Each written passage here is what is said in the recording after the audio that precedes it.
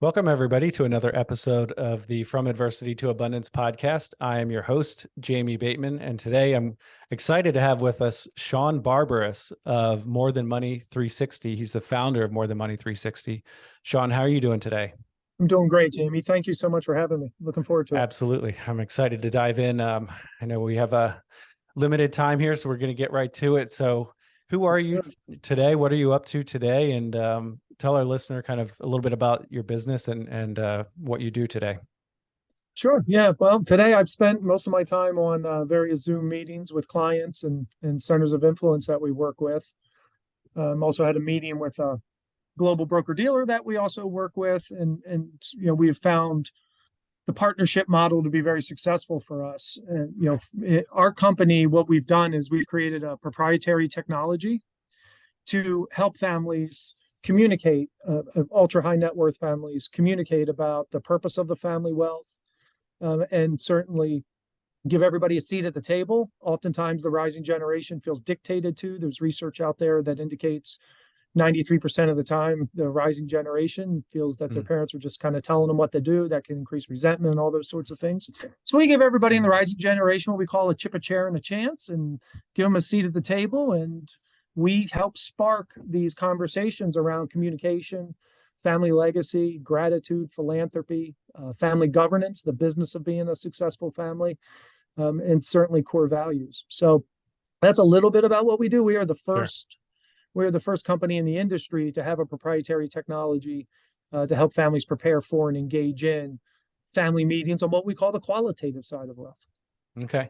No, that's great. There's so much, I'd love to unpack there. There's a ton of things you said that I'm like, oh, that's what I want to talk about. That's what I want to ask him about. But, and for the listener out there, just to throw this in there, episode 40 was with James Harold Webb, and he mentioned Shawn's company.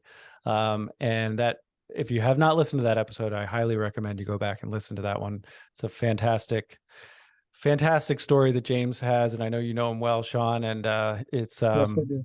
It's such a small world. It's crazy that you and I actually live probably within 15 minutes of each other, and we were introduced by James, who does not live near us.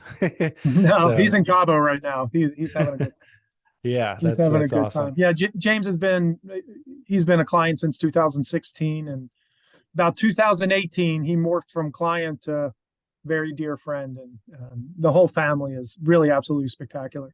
Matter of fact, I would suggest people stop listening to this episode and go back and listen to that one. He's more interesting than I am by far. But I'm not going to lie, sure. that was genuinely one of my favorite episodes I've done. And I am reading his book now, and I'm also reading a book called Entrusted, which is another kind of. Oh yeah, it's David York. Yeah, we know David. Yeah, exactly. So kind of in the same industry, if you will, which sure. is. Yeah, he's an attorney by trade out of Salt Lake. Yeah. Got it. Yeah, yep. Wonderful guy. Just trying to be taking control. A lot of this show, a lot of the theme of this show is about taking ownership and being intentional and taking control of not only your own personal life, but those around you, as far as impacting people in a positive way, and really looking at your family. And obviously everyone's situation is different, but I think your story, Shawn, is really going to appeal to the listener out there. So let's dive in. Let's jump into your backstory, and you can start at whatever point you'd like in your own backstory. But I know we talked a little bit about a couple of points of or types of adversity that you've dealt with. Before we hit record, we hit on a couple of those. One having to do with some health issues, and another more focused on your business. Where would you like to start? We can start anywhere you want, buddy. I'll follow your lead, whatever you think is best. Okay. Well, I know you mentioned some personal health challenges that you've been through. And so what I found with this show is these human elements that everyone goes through on some level these human types of adversity, I should say, end up falling into health, financial, or relationship for the most part, or some combination thereof. And I know you've dealt with some version of all three. But regarding your own personal health challenges, can you touch on that and dive into kind of what you've personally dealt with on the health side of things? Yeah, sure. So back in 2010, September 25th, I was on a boat with two friends of mine on the Chesapeake Bay, and we stopped to have lunch at a restaurant. I remember it was called the Hard Yacht Cafe that I'd never been Okay. to, and we took my buddy's boat over there.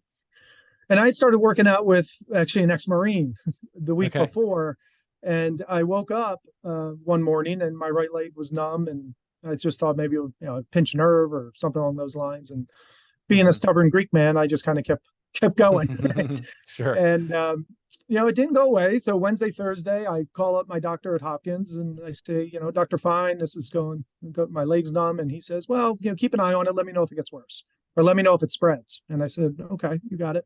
So that Friday, I'm on the boat and we're at this Hard Yacht Cafe, and I walking to go to the restroom, and it's just a regular wood deck, and there was maybe half an inch between two pieces of wood, and I couldn't Hmm. lift my foot over it. Wow. I tried every fiber of my being to lift my leg up, and I couldn't do it. So I called And my you, doctor, and he says, "Well, has sorry. it spread at all?" I said, "Yes, it's on my arm." And he Oh, wow. says, "He says get here now." I said, "Well, this is a bit of a problem. I'm on a boat. I don't have a Right. car." Right. So I walk up to my buddy Scotty and I say, and meanwhile, Scotty is Mr. Social. I mean, so, Scotty has a table of 15 people, and like three of us went on the boat, and, Scotty creates a crowd. So I Hmm. walk up to Scotty and I say, "Hey, Scotty, my doctor wants to see me right away. Can't feel my arm, can't feel my leg." And he says, "Ladies and gentlemen, I left my son back at my house. I'm so stupid. How dumb am I?" And he calls his son, who I was friends with, and he says, "David, I need you to get to my house right away. You're doing Sean a favor." So his son leaves work at Friday Nice. afternoon, drives home, and Scotty yells out, "Oh, I need a second captain." He's like, "Oh yeah, Sean, you be my second captain." Okay, great. So he drives me back to his house. I get in the car, I go up to see my doctor at Hopkins, and he does that whole thing where they, hit your knee and test your Yeah. Yeah. reflex. And Sure. when he got to my right leg, I literally kicked him in the chin, and his chin started bleeding. And he Wow. said, think we're gonna take a trip down to Hopkins." So he said, "Leave your car. I'm driving you down." Meanwhile, my wife, God love her, she doesn't know anything, and I'm thinking, oh, this just going to come back a pinched nerve. So we walk into Sure. the Hopkins ER, and it looks like a scene out of a movie. It was just absolutely packed. There was a gentleman coming on a stretcher, Wow. screaming that the devil was trying to kill him, and all kinds of crazy stuff. Wow. And my doctor said, "Sean, sit there." He flung open the two doors, and I heard him yell at the top of his lungs, "Where's the attending neurologist?" So about 20 minutes later, I'm in a room. About 1 a.m., they sent me into an MRI for 90 minutes. And now I'm back in my room at 3 a.m. and everybody's reviewing the MRI results. And the attending neurologist comes in and says, "Sean, we've narrowed it down to three things." And I said, "Okay, what are they?" He goes, "Well, number one, it's an infection. It's HIV or Lyme." And I said, Mm. "I don't mess around with my wife, and I'm never in the woods." And they said, "Okay."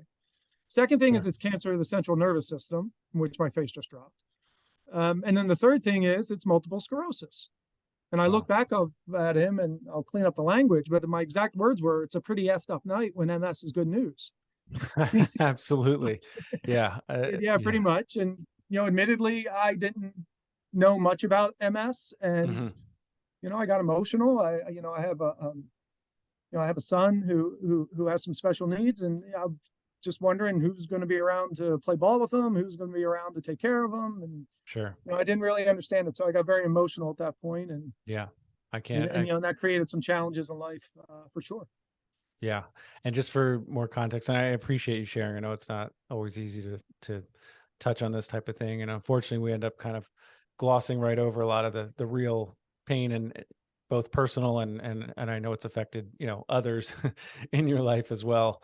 As anything this serious always does. But again, approximately what age were you, if you don't mind sharing that? Yeah. So, gosh, it was 2010, so I was 37. Okay. I'll be Just I'll be 50 next week. I'll be 50 on got it. Super Bowl. Yeah, Okay. so I'm Nice. 49. Happy birthday. Thank you, Um, buddy. but yeah, just for context for the listener to understand kind of, what the phase of life you're in at that point. Um, and so, yeah, I can't imagine. I mean, I've never dealt with anything personally that challenging as far as a health issue. And Well, yeah, those the are, first 2 years were miserable. Doctors, I have, in my opinion, one of the best neurologists you can have, Peter Calabrese. Okay. He's absolutely phenomenal. But even he said, Shawn, look, finding the right medicine for you is trial and error. We're not going to know what's going to work and what's not going to work. So I'm giving myself needles every day with, I think it was Copaxone and then Rebif. And we couldn't find the right medicine for 2 years. And I just kept getting lesions and attacks. So 2010 to 2012 was really rough. And then fortunately we got the medicine figured out and things have stabilized considerably since 2012. So, Yeah. but it's crazy. My doctor, when I was first diagnosed, he put me on all kinds of, he's worried. I'm type A and I'm a driver and, that type of personality. And he was worried about me getting depressed. Yeah. So he wanted to give me all these antidepressants, anxiety stuff. And he was definitely concerned about that. Sure. But, we fought through that and that wasn't as much of an issue. And really, once I got past the 2012 range, I remember I was there for my annual MRI and he says, how you doing? And I said, Doc, I've never been better. And he looks at me, he's like, what do you mean? And as 2013, 14, 15, 16 and beyond, and really each successive year, I've actually formed a high level of gratitude for my diagnosis. It really taught me a lesson about what's important. It taught me a lesson about surrounding yourself with people that care. I've adopted a motto that my business partner, Roey Diefendorf, has impressed upon me since 2016. And that's, your actions speak so loud, I can't hear a word you're saying. Lots of people say things, very less people do what they say. Sure. So trying to surround myself with people that their actions speak so loud. I don't understand the word what you're saying, where their actions are supportive of our mission, both business and of my family personally. Yeah, that's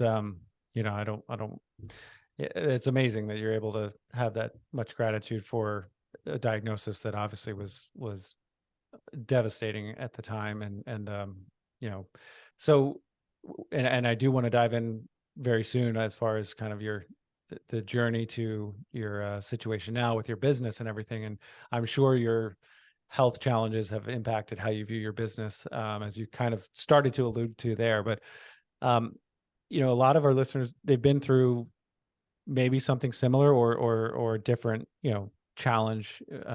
But I think one of the things I've taken away from listening and talking to people who've been through some real hard times is, at first you're focused on, when you get this bad news and obviously you have to work through it. It's not just the news, but there's a period of time where you're focused on yourself. And I think you have to be, and I'm not trying to play therapist here or expert on how to get through an MS diagnosis by any stretch. But I think there's a period of time where you're focused on kind of processing and then yourself and your own pain. And then there's a period of time where maybe you start to take your vision and place it on others and serving others. And you mentioned surrounding yourself with others.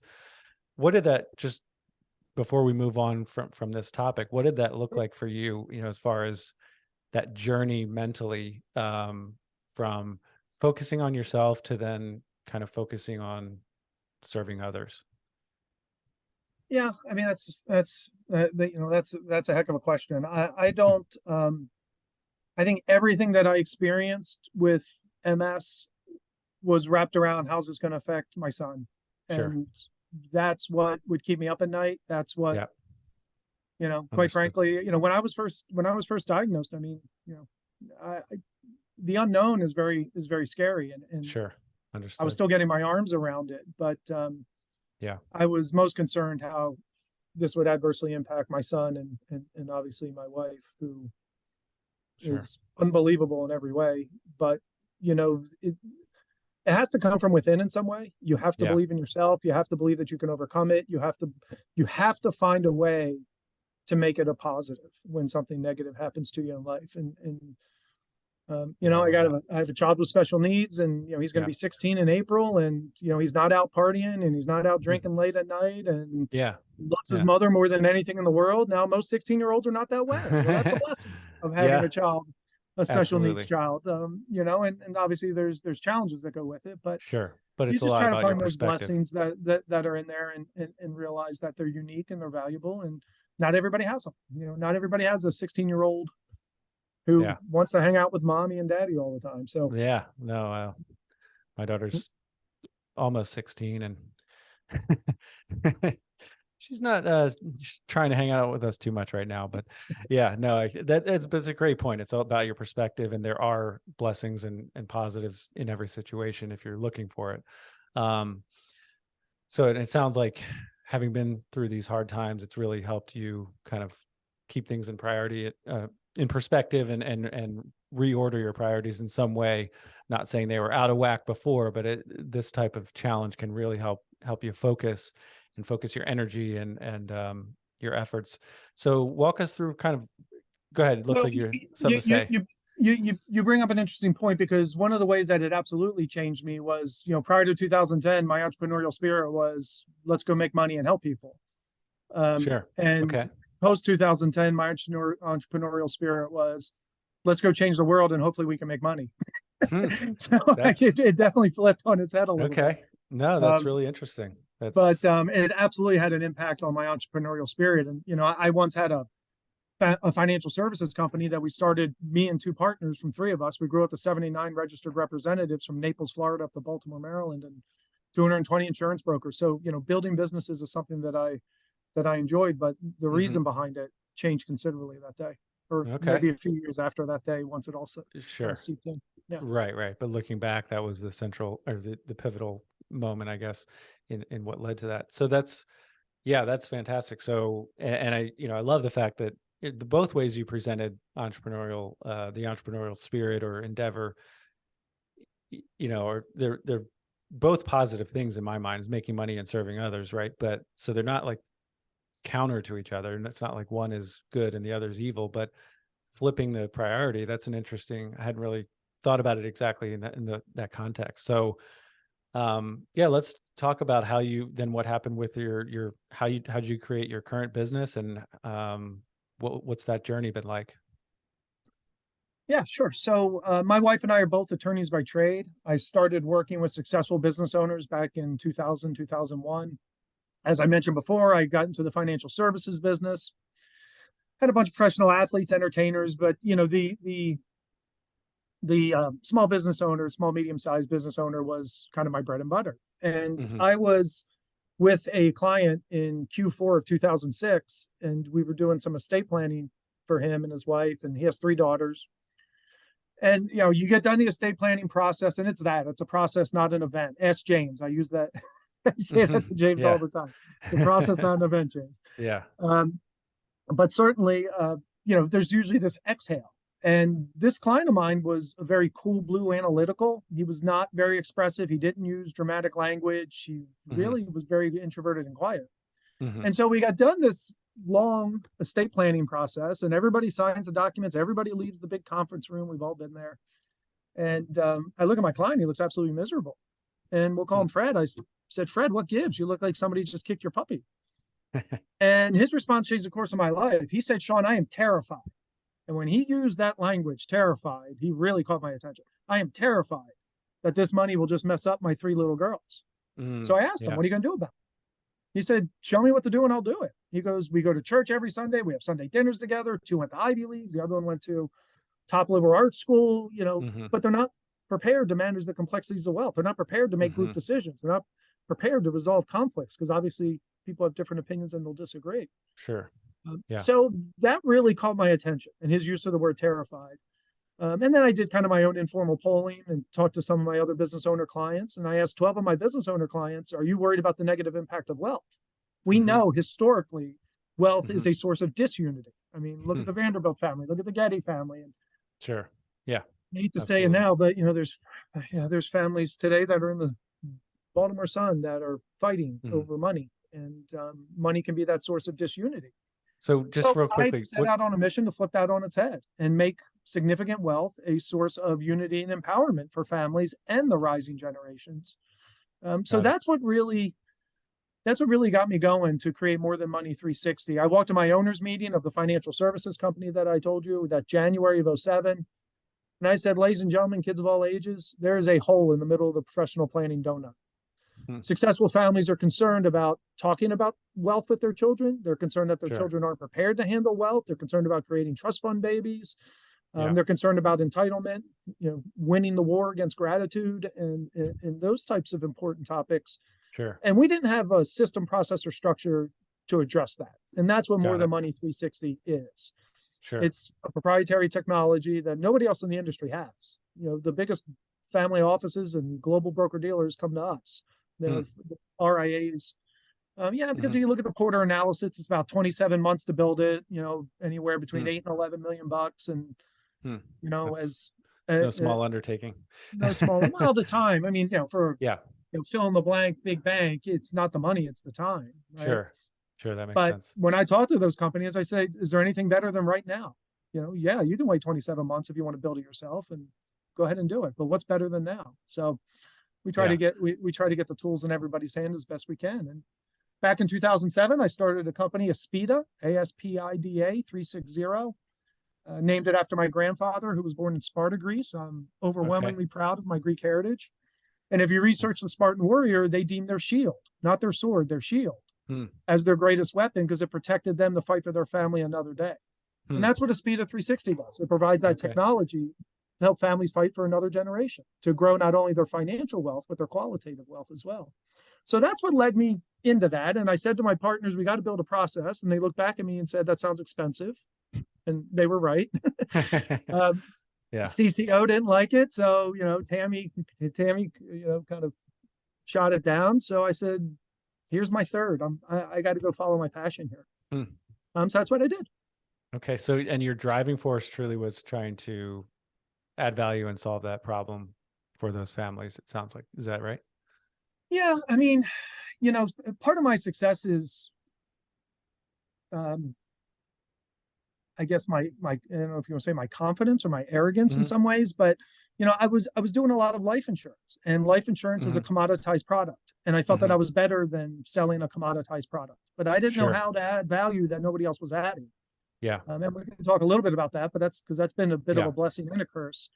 Okay. So I just felt that I could impact families in a different way than Sure. positioning life insurance in strategic Yeah. wage was incredibly important. Important, but Uh, less strategic and more transactional in a sense. Is that fair to say?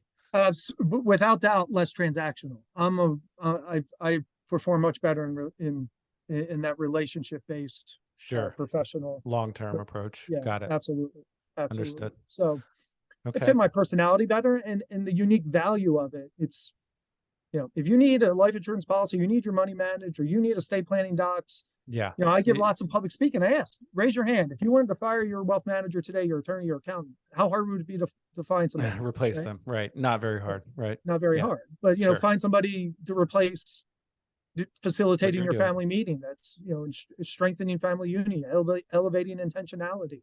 gratitude, shared values, purpose, impact. Yeah. We're not on every corner, Right. and I love that. And that was Yeah. a big risk. It was a big risk, but Okay. today I love it.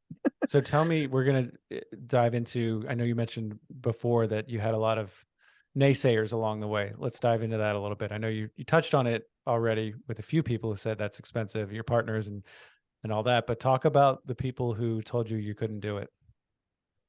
Yeah, I don't want to mention their names because a couple of them work for me now, work with me now, I should say. And yeah, they do. They're wonderful people.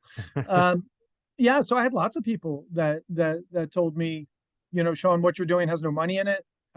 Families don't care. You're wasting your time. You're wasting your money. You're not going to make it. I've had people flat out tell me, Shawn, you're going to fail. You're building something that nobody wants. Hmm. I heard that more than a couple times, and Hmm. that wasn't easy. And Sure. I put their Yeah. pictures. You can't see them, but I had their Hmm. pictures on my wall right in front Hmm. of me above my three computer screens, and they Nice. motivate me every day. All the people that told me we couldn't do it, and now we've done it in spades. And Yeah. again, that just goes back to my. I mean, every entrepreneur has to have a level of confidence and Yeah. No, arrogance absolutely. and I love believe in it. it. Just I Yeah. believe that what I was doing was the right thing, and I Right. believed Yeah. that we were going to impact and help families, and in turn the world, to help Right. them funnel their philanthropy and get them more engaged in philanthropy and Sure. No, so forth. one thing I've been thinking about recently is just the role of ego and in life and in success and that kind of thing. And I this is just my opinion, right? But seems like in the last, I don't know, 10 years, it's been popular to kind of bash the ego and bash and put that aside and basically say that everyone's ego is terrible and they need to chill out and be more stoic all the time. I do think just like anything, it can run away, it can run away and be too extreme and be a terrible thing, right? But I think you need an ego. I think you need some kind of, passion and, like you said, driving force that you're going to be a success, and confidence. I mean, people like Michael Jordan walk that line all the time as far as confidence to cockiness. Where is that? I know Joe Burrow just said he he walks that, he probably crosses that line a little bit, but I don't think you can not have some type of driving force and what I would call an ego, and still be a success. So I give you credit for staring at the face of adversity and the naysayers and continuing to move forward. So before we look at, and I do have some questions to fire off as well, but before we Please. look at the kind of your profile of your customer a little bit more, talk a little bit more about your own entrepreneurial journey and just kind of what did that look like? Was it all you, or like, what did you build a team right away? How did you speak to the entrepreneur out there who wants to Yeah, start a business or just started a business? What, sure. what did that look like? Well, the first thing you have to do is research the market that you're going in. And that's the first thing we did was research. What does the legacy governance industry look like? How is business being done today? Where are the touch points? Where are the pain points? Why does this industry even exist? What problem are they trying to solve? And how could we solve it better? Hmm. So research was the first piece. We needed to know the market in great detail. We needed to know what was good about the market. We needed to know what was bad about the market. And we were able to identify that in our research, which took time, which takes time and money. There's no doubt about it. Sure. Um, but without that, without having that fact-based approach, you'd always be wondering, well, am I guessing here? Whereas if we did cold hard research, we knew from the facts and the data where Hmm. a particular service was needed and where it wasn't. So that's the first thing we did was research. You have to know Sure. what you want to do and kind of begin with the end in mind, so to speak. Now, Okay. tactically speaking, is that you hire a company to do that, or do you just start Googling, or what does that look like to do the research in your case? Yeah. No, we brought somebody in and hired somebody to Sure. do it. Yeah. Got it. Mhm. Okay. Makes sense. Absolutely. Absolutely. Yeah. Got it. And you have already said this wasn't your first business. I mean, you've had a track record of successful businesses and an entrepreneurial journey along the way. So I can only imagine that you've had lessons that you learned along the way that you applied to this business as well. Mhm. But talk to kind of what, from inception through what the growth of your company with number of employees, or just how Sure. you've been able to scale. What did that look like? Well, originally More Than Money 360 was not intended to be a business. It was intended Okay. to be the personal practice of Shawn Barberis, quite Got it. frankly. Okay. And that's what it was up until 2016. And I had no intention of doing anything differently. And then we were talking with a company called Family Art, which does kind of video archiving, legacy planning, or legacy. Yeah, they would create like legacy videos and things of that nature. And I was Hmm. speaking to the gentleman there. I remember his name, Mike Stewart. And I was trying to create some sort of strategic partnership that could lead to me working with some more families and things of that nature. And he said, Hmm. you know what, I want to show your More Than Money 360 to one of my advisors that uses Family Art. And the gentleman's name was Roey Diefendorf. It was July of 2016. And I started talking to him about how I systematized and created technology around preparing families to engage in qualitative family meetings. And he slams his hand. We're 5, 6 minutes in, Jamie. Shawn, stop. Okay. He says, where you been all my life? He goes, I do all this stuff. I've been doing it manually. It takes me hours upon hours. It's And hilarious. Roey is somebody who has, he's been an incredible mentor for me. Roey will be 71 next week. And, he's sponsored, he doesn't like the word adopted. He has sponsored 78 orphans in Zambia. He's been to Mm, Zambia 41 times in 30 years. He's like, I'm mm, going to Zambia next week. I'll be back in August. Call me. We'll get together. So, okay, fine. We'll do that. So I did. So I called him. He signed up and he said, I want to be an advisor like you are. I want you to make me the next advisor that uses your technology. So I said, okay, fine. So I did it. And my wife and I are blessed. We bought a beach place back in 2003, and I'm walking into our beach place Labor Day weekend of 16, and my phone rings, and it's Rowie. And he says, Shawn, I want to buy your business. And I said, well, Rowie, it's not for sale. Because everything's for sale. What's your price? And I said, he's a fiery red New Yorker. That's for darn sure. And I said, Ro, thank you very much for the offer, but the concept of more than money is in my heart and my soul. I mean, it is. It's literally more than money. Totally, yeah, it is totally about more than money for me. And he goes, I respect that. Thank you. So then, September 14th, I just found the letter. I come back and I find this letter. September 14th, 2006. Shawn, enclosure will find a check for 6 figures. This is my investment with you. Unsolicited, the man sent me a 6-figure check. The last here's the last paragraph. I just found it. I'm going to frame it. This has been great. I realize my gesture was unorthodox in a day of distrust and rampant dishonesty, but I wanted you to know that I support you in your efforts and want to partner with you to change the wealth management industry. Look forward to our partnership. Rowie Diefendorf. Yeah, that was it. So that's the day. So that's the day that MTM 360 became a business. That's wild. So, yeah, Rowie is a forward thinker. He's the fourth generation of his family. They started Diefendorf Capital in 1875. Just a wonderful human being. So that's when we said, okay, let's make it a business. And that's what we've done ever since. And thankfully, we've had a ton of success. Yeah. So speak to that success a little bit. I don't know how comfortable you are getting into any, numbers or anything like that, but just speak to maybe your client profile or the amount of business you do. What is, just kind of high level, what does your business look like for the listener out there? So we have the deepest bench of family meeting facilitators in the industry. We have 16 family meeting facilitators, all of which present zero conflict of interest to any investment professionals, insurance professionals, attorneys, accountants, whatever it may be. And we have an advisor partnership program we call More Than Money Align, MTM Align. We align with the professional advisor who he or she introduces their clients to our service through them. One of the mistakes we made is we went straight to the high net worth family who said, Shawn, that sounds great. I love it.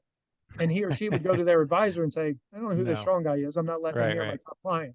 Oh, that's a terrible idea. Or, oh, I have somebody else that can do it. And, so forth and so on. So we made the decision to work through the advisor. That has been an absolute grand slam for us. Our aligned advisors receive a dashboard in our technology. They can see everything that we see. Another saying around our company is transparency breeds trust. Right? This thing, it's human nature. If I think Jamie Bateman's hiding something from me, well, what is he hiding? Why is he hiding it? Does he not trust me? Does he not like me? Does he not think I can handle it? Whatever it may be. But that lack of transparency absolutely elevates distrust. So transparency breeds trust, and everybody can see one another's materials. And that was a real grand slam for us. And for the longest time, I had my 8 families on the platform and had about, I don't know, I guess it was about 55 individual family members on the platform. And now we have over 150. We have capacity for 330. We have partnerships with some of the largest family offices and global broker dealers in the country. That's awesome. So that's a little bit about what we've done and how we've done it. Yeah. Can you speak to the typical profile? Like how, not getting into names or anything like that, but how much wealth are we talking about in a typical client family? Well, I think it's 25 million and up. Many of my fellow facilitators, that work with us believe that it's 15 million and up. I personally don't have a client that's not worth $100 million. That's just me, the way my personal practice has worked out. So it ranges. Yeah. And I'm also of the belief that you don't need to be financially wealthy to believe your net worth is more than money, to believe that your life experience and your family unity and your core values and the philanthropic causes that are important to you are valuable. You don't have to be wealthy. But what brings people to the table is, I've accumulated X number of dollars and I'm concerned that it's going to have a negative impact. I'm concerned that I'm going to create trust fund babies, all the things we talked about at the top of the show. So the more financial wealth you have, the more that is at risk. Because we know 91% of wealth transfers fail in 2 generations, right? Well, what's the definition of fail? There's 3 elements. the legacy is slowly forgotten or homogenized. Hmm. The financial wealth is dissipated, and the family unit's fractured, either through miscommunication, no communication, or litigation. Little Johnny's not talking to little Susie for some reason. And you've seen it historically. I think it's Sure. the Hulu show now about the Getty family, and there's all kinds of things that all kinds of families that Yeah. have had everything and lost it all and so forth. So you address all three of those aspects, correct? In your Yes. practice. Got it. Yes. No, it's amazing. That's really, really cool. So since 2016, the business has just continued to scale from that point, right? I think at the end of 2000. So we kind of launched MTM Aligned in 2017. I think by the end of 2018, we had maybe 8 aligned partners. I think now we have over 50. That's great. Yeah. Awesome. And growing. I love it. It's a very important topic. I mean, it's a lot to be said for the undertaking, and there's a lot of work behind the scenes that I know goes into all this, but it really does. I mean, congrats for, making it to fulfilling your purpose, it sounds like, and your passion. I mean, it's I'm very blessed. There's no doubt pretty about awesome. it. I'm very blessed. I mean, So it's incredible to have a centimillionaire put his hands on your shoulder with tears in his eyes and say, "I can't thank you enough for what you've done for my family. I didn't think we could do this." Literally is that's not, everything. Sure. It's because it's not about the money. That's right. It's more. And we're not selling anything else. Only thing we want for your family is to communicate better, become more unified, more impactful, more purposeful, and more wealthy. There's nothing wrong with making money, right? But it's what's the purpose of that wealth? Sure. And is that wealth going to be a source of disunity and disagreement like it has traditionally? Or are we going to flip it on its head and make it a source of unity and empowerment? And that's what we do. That's awesome. Yeah, I love it. Money's very powerful, and it can be used in very good and very bad ways. So I love it. So I do have a few questions I'm going to fire off, and then we'll wrap it up here. Sounds good, man. What's one thing that people misunderstand about you? My passion. My passion comes across as me being pushy, without doubt. Got it. Without doubt. Understood. I have a head to toe passion for this concept of more than money, and at times it can come across as pushy. There's no doubt about it. I'm trying to work on it, but I've been trying to work on it since 2007. I don't think I'm doing a very good job, quite frankly. Yeah. Don't go too far though. It's probably part of the reason for your success. But what's one of your biggest failures, or however you want to frame it? Some people don't like using that word, but one of the biggest things, maybe regrets, or that you'd like to have a do-over with, maybe in the business world. In the business world, not personal. It can be personal, whichever works. Let's just keep it business, I guess. One of the things that I would have liked to do was meet Roy Williams. I wish I met Roy Williams earlier. Roy Williams is one of the godfathers in this industry. He ran the Institute for Preparing Heirs out in Malibu.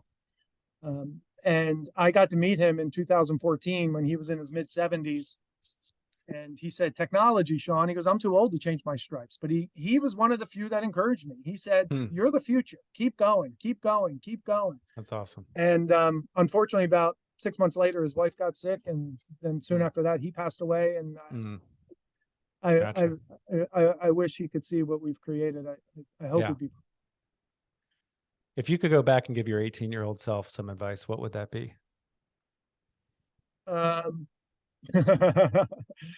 That's a great one. I probably would have, I wasn't smart enough to get into an Ivy League school, so I probably would have focused more on lacrosse and tried to get a lacrosse scholarship to an Ivy League school. Probably would have been it, which I think would have afforded me more opportunity.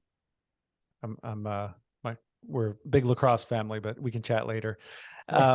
If you were personally given $10 million, not for your business, or not from, not to place or manage or anything, but if you were given $10 million tomorrow, what would you do with it? I would probably put it into my son's special needs trust. Love it. It's awesome. What's one thing in your business right now that's kind of a big challenge that you're dealing with? Yeah, it's a great question. Wow, where to start? There's we're always having something. we're having a difficult time getting version 6 of the technology live. We were just meeting with our Okay. tech folks. Fortunately, we've hired 2 more tech folks, so we have a team now working on it. But that is certainly one of our big challenges. From a Gotcha. business development perspective, we're not going to cover off the ball again. It's a blessing and a curse to be as unique as we are. It's a blessing because once you get in front of somebody, they're, oh my God, I didn't know you could do it that way. Mhm. It's a curse because your phone's never going to ring saying, hey, you have a technology to help us prepare for multiple generations, Mm, to mhm, manage the complexities of wealth. That's never going to happen. So you mhm. have to be Right. proactive and go tell the story, and that takes time. Sure. Yeah. And we've been very proactive to go tell the story, and Love it. we're seeing the fruits of that now. But I would say dealing with the technology development is most Yeah. frustrating because Well, I that's the can't thing control about, it. Yeah, yeah, there's always, yeah. That's right. absolutely. But on the marketing and business development side, I mean, you've got to, some people say, well, I don't like salespeople. I don't like marketing people. They're slimy or whatever. It's like, well, if you have something valuable to add, to the world and to serve other people, you've got to be intentional about getting your message out. Um, Absolutely. anyway, so as we start to wrap up here, what's one book or two that you could recommend for my listener? Good to Great. I love Good to Great by Jim Yeah. Collins, without doubt. I think it's chapter 2. I have really 4 quotes that we live by. I think chapter Okay. 2 was the Truman quote that says, you can accomplish anything you want in this world, provided that you don't care who gets the credit. And Yeah. that whole concept of level 5 leadership and so forth, I've really tried to do my best to embrace that. So Good to Great, without doubt.